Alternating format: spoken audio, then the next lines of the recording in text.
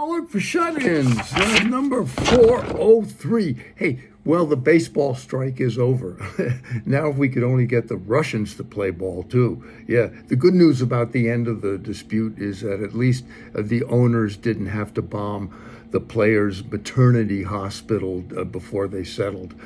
And Donald Trump is trying to raise money from donors for a new plane. Yeah, it all started when a private jet that Trump was riding on had engine trouble and was forced to land. So now he wants a new jet, yeah, and he wants to call it Trump Force One, and he wants you to pay for it.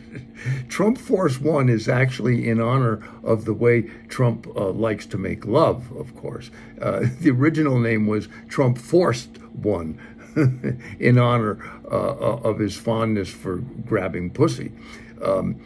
Anyway, maybe Trump Force One is named after his alleged rape of Jean Carroll at Bergdorf's. But if I were Donald Trump, I wouldn't want the name Trump and the word force to ever appear together in the same sentence, right? Yeah, and the TSA has announced that masks will be required on airplanes through April 18th. Yeah, I guess that means if you do your taxes on a airplane this year, at least the mask will cut down on the screaming. And giant spiders are coming to the East Coast this spring. Yeah, suddenly everybody knows how to spell arachnophobia.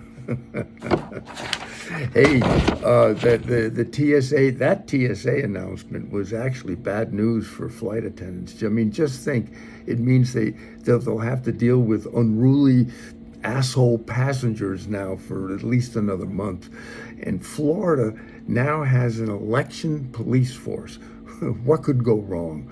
The governor's armed police on hand to help you make up your mind about who to vote for.